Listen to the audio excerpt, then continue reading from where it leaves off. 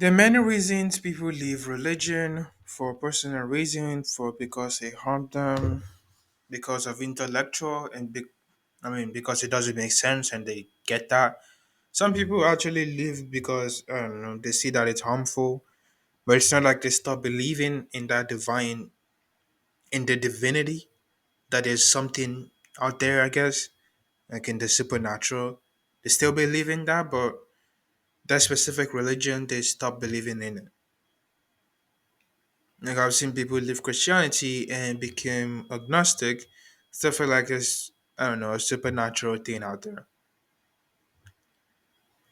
So I think that's kind of what we see here with this woman who became from a Muslim to an atheist, and now she's becoming a Christian, sort of, which is quite interesting. Because if you left for intellectual reason, in my own opinion, then you see them all these religions really all claim the same things, and they don't really have evidence to back up their supernatural claims and what they consider to be, Christ, Allah, Muhammad, all of that nonsense. They can't really prove that this actually happened. You to just believe it on faith. We're watching Daily Dose of Wisdom. The title of the video is Former Muslim Expose Islam After Reading the Quran for Herself.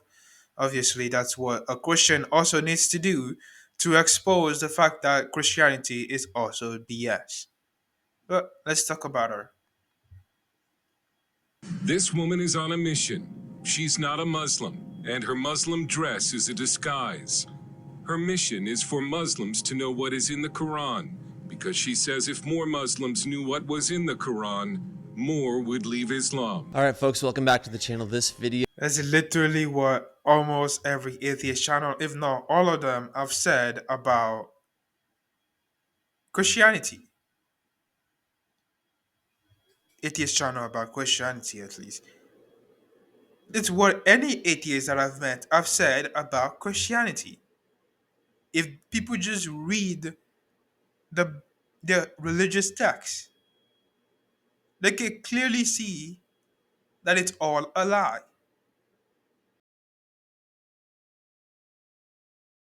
is not an easy topic to address, but the more I have looked into this, the more that I'm convinced that I need to address it. It features a story of a woman who is raised as a Muslim, but then left Islam after reading the Quran herself. I'll pause just a few times to either add a little bit of context or to quote the Quran directly. Let's dive in. Mona Walter came to Sweden from Somalia as a war refugee when she was 19. She says she was excited about joining a modern European nation with equal rights for women. But as a young Muslim woman, that was not the Sweden she encountered.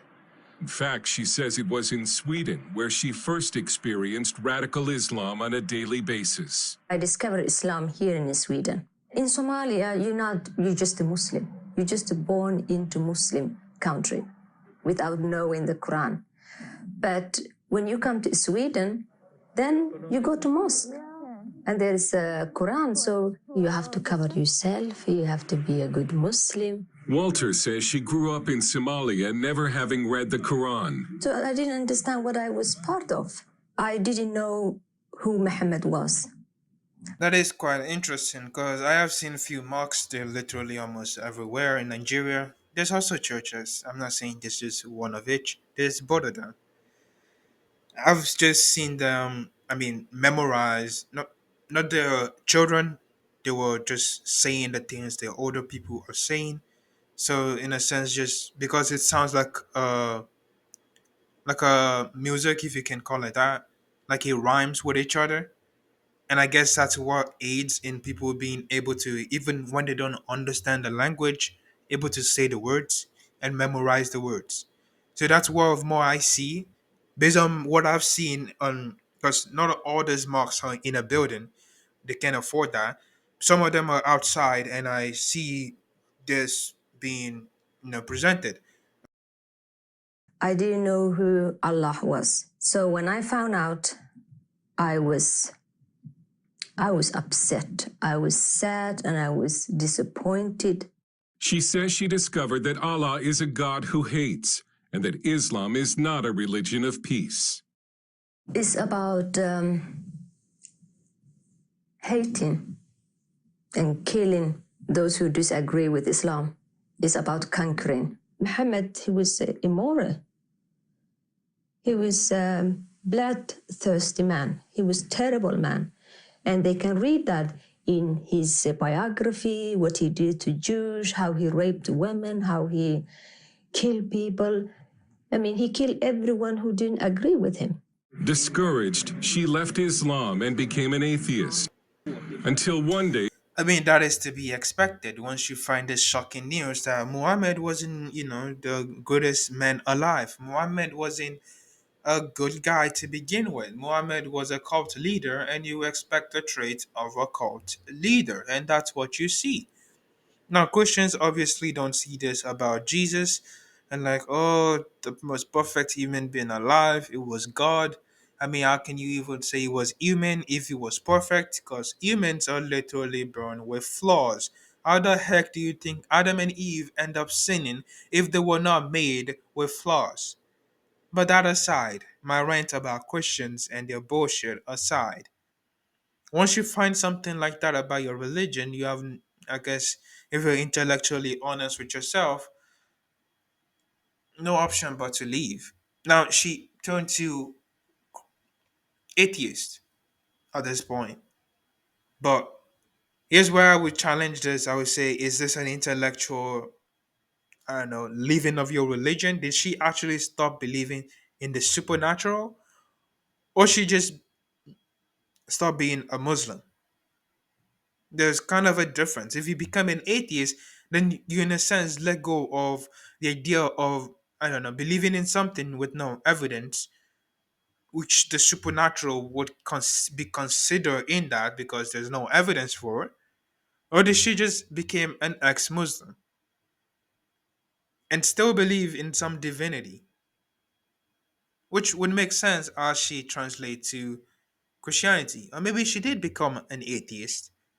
Who knows? This is just my speculation on the matter. a family relative encouraged her to read the Bible.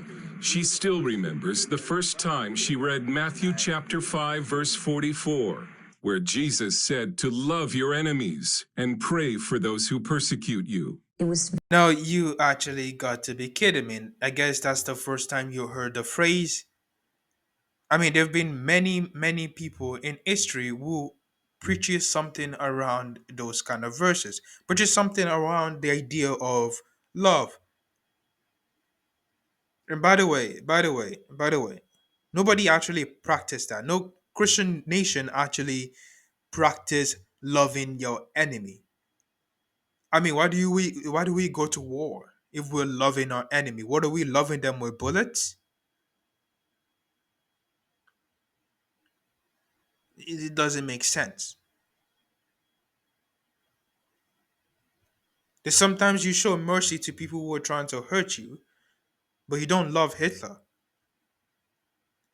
But then again, Christians would try to find a way to translate the Bible, the verse in a way that would just be like, oh, just love the people that are done wrong to you. I mean, why would you be loving Hitler? There's, to an extent, things you can do. The Bible is not the best place to find therapy, people. If you need help, get therapy. And I think that was what she needed, not someone to give her the Bible to read.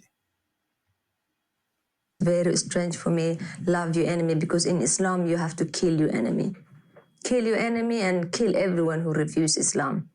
But Jesus Christ, it was all about love and peace and forgiveness and tolerance.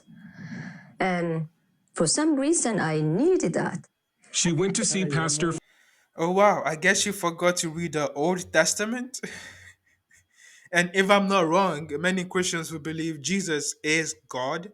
So, and God never changes. So, the Old Testament person is also Jesus, and they're the same people.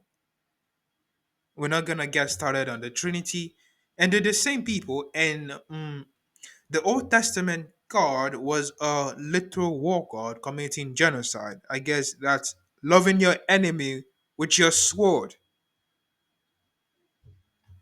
Again, let's preach the love.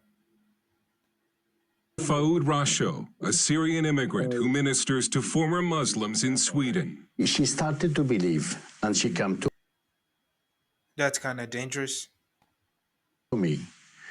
From that was the beginning of her trusting. I was so happy. I was filled with joy. Then I accepted Jesus Christ. Mona says the Lord gave her a burden for Muslims who still do not know the truth about Islam, and she began to copy verses from the Quran and hand them out on the street to Muslim women. Sometimes they listen, sometimes they become very upset, and I just told that, you know, that your husband, he have a right to beat you if you don't obey him. And say, no, it does not say that. Yes, it says that. I mean, many witness that. They don't just read it, they live that. Okay, so the verse that she's talking about here says, this is Quran 4:34. It says this. I thought that if I tell them about Muhammad and about Quran and this God of Islam who hates, who kill, who discriminates women, maybe they will have a choice and leave. But in politically correct Sweden, Mona Walter has come under attack for simply telling Muslims what is in the Quran. And I've been called. I mean, that is to be expected, and that is to be expected because it's an internal change. You can't necessarily change someone's mind about these things by just debating with them or having a conversation with them. They have to go in there and look for this stuff themselves. They have to observe this stuff themselves. And many don't want to do that. Many are okay being in delusion. So it's nearly almost impossible to change someone's mind from just one conversation. You actually have to be genuinely talking to them having them observe it themselves, which most people don't want to do. I mean, you're talking about the things they've dedicated their entire life to. It's to be expected. The Islamophobe, and yeah, you've been bought, you're a house neighbor and stuff like that, terrible things. She has also been called a racist. Walter warns that Islamic radicalism is a serious threat in Sweden and says Swedish society should care more about women trapped in Islam. They will think like, oh, we're in Sweden, we have freedom of religion. But Muslim women don't have a freedom of religion. They live under the law of Allah, not under Swedish law. So they will suppose everyone have a freedom of religion. We don't have freedom of religion. It's not for Muslim women. It's for everyone else. She lives under death threats and sometimes travels with police protection. She wanted to show us Muslim areas around Gothenburg, but had to first dress as a Muslim. She believes if she were to show her face, she would be attacked. I never go to those areas just to be in me, just to be in flesh and blood, Mona. I never get out of there alive. I mean, Muslims are normally good people, like everyone else. But when they read Quran, then they become a killing machine.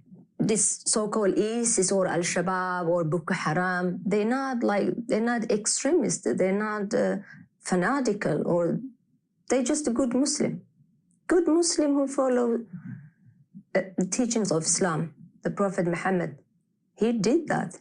They doing just what he did. Walter now uses videos and speaking. The majority are what you consider good Muslims. It's just the extreme part of the people who carry arm and I guess pretend they're still like, in Muhammad's age. Like, it doesn't make any sense. It really doesn't make any sense. That's why you have to consider them the extreme part, because it's like it's impossible to reason with them. It's impossible to even convey logic.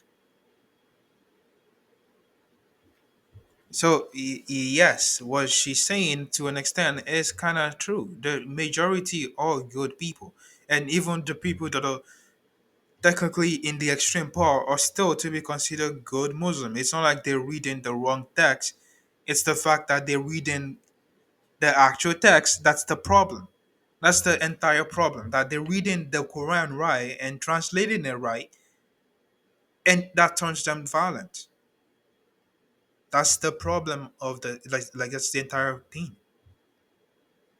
To spread her message, and she says she won't stop, even though her life is in danger. Men are in charge of women by right of what Allah has given one over the other and what they spend for maintenance from their wealth. So righteous women are devoutly obedient, guarding in the husband's absence what Allah would have them guard. But those wives from whom you fear arrogance, first advise them, then if they persist, forsake them in bed, and finally strike them or beat them.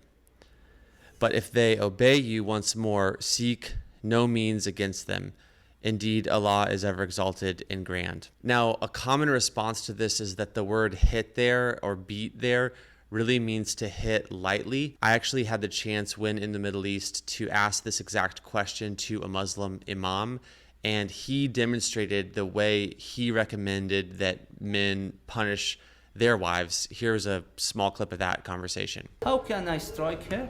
He say, you bring this, you know what we call this? Give me your hand. I slap you with this. Don't do these mistakes. Okay? This is the teaching of the Prophet Muhammad ﷺ. Now you understand. But I actually also came across a verse in Sahih Muslim Book 4 Hadith 2127 where Aisha reported, quote, I have not seen any women suffering as much as believing women. Look, her skin is greener than her clothes. So here is Aisha, who, by the way, was 6 years old when Muhammad married her, 9 years old when he consummated that marriage with her, which we could have a whole other video just on that. But here's Aisha admitting He was a pedophile. I mean, that's as clear as day. There's no need to even have a video on that. He clearly was a pedophile. that Muslim women are green with bruises. So all I'm saying is please look at this topic yourself. I will not say that's not what the text indicates. We don't really have context. I mean, other Christians will find a context. Giving us a verse before that and a verse after that would have indicated exactly what she was saying. This could really mean a different thing than what you're saying. Now, I think I've heard some text in the AD or what Aisha wrote indicating that she was beaten. She was like, in deprived of seeing other women or something along those lines, like punishment. But I don't think that text is actually indicating that. But I won't know because you're not giving me any context. Don't take my word for it. This really is the tip of the iceberg. Injustice anywhere is a threat to justice everywhere.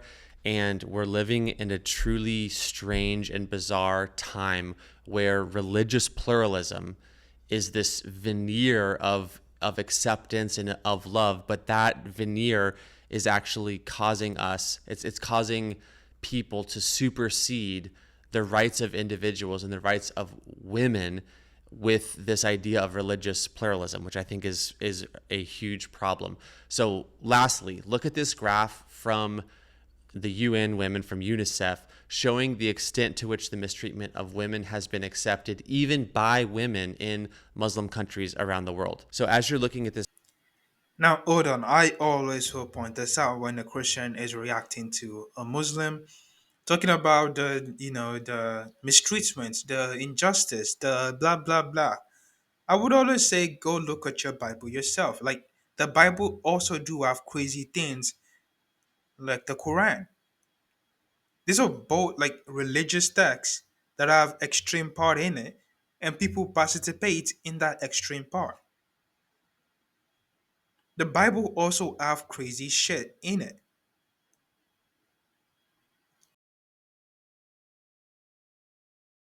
graph, let me just say one more time that the aim of this video is not to insult or disrespect or disparage any Muslim people, any Muslim fellow human beings. This is not an attack on people. It's more so that as I come across information like this, I think that we have a responsibility to show that there are some very significant problems with some ideologies within Islam. It's okay, Brandon. They're still going to call you an Islamophobia or something along those lines, like you hate Muslims or something. Like it doesn't make sense. I posted a video recently talking about my opinion and my perspective, I guess, on Islam, and I was still called an Islamophobia. It was like one of my first 5 comments, and I was just confused, puzzled. Anyways, that aside, it still doesn't take away from the fact that this religion is harmful to many people today. And I will also take it further and say Christianity is also doing that.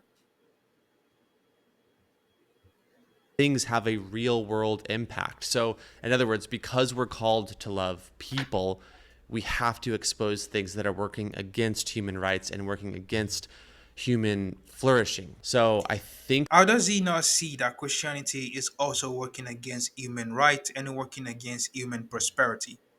How does he not see that? It's interesting how they're able to point to other religion and say, "Oh wow, look at that, that's bad. Look at that, that's going against human rights. Look at that, that's also terrible." How does he not see that his own religion, in his own religious text, there are things that also point toward these things and the things that people do to take away other people's rights in his own religion? So how does he not see that his Bible is also just another religious text, just there to manipulate the mass? that that's it for now for a video like this. Obviously, this is a heavy topic. I'm sure some people might be offended. So feel free to let me know your thoughts in the comment section. I'm genuinely just wanting to shed light on what seems to be a very problematic doctrine that is also being practiced within Islam in the real world. Thanks for watching. Okay, Brandon, have a good one. Anyways, thank you all for watching. Also, last point here, he talks about Muhammad being a pedophile. I guess he didn't say pedophile out loud. I said that obviously because he's a pedophile. But I will also present this. Which one is worst? Muhammad marrying a 6-year-old or God impregnating another child? Which historians would say Mary was between 12 to 14. Biblical scholars, rather. So, which one is worse?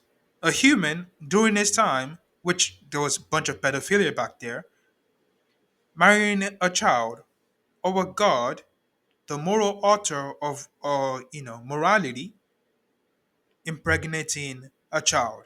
You tell me which one is worst.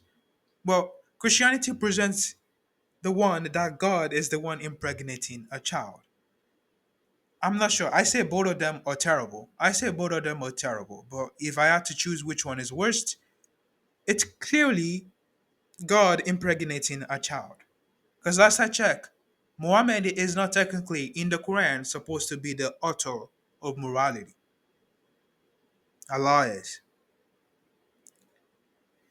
Anyways, that's my thought for the day. Thank you all for watching. If you like the video, please like the video and subscribe.